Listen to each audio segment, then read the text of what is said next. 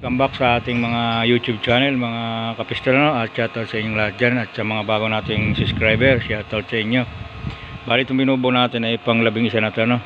Pero bagong lahat, kung bago ka pa lang sa aking YouTube channel, please pa-subscribe at paki-like mo na rin, at samahan mo na ng pag-share. Tara, intro muna natin yan.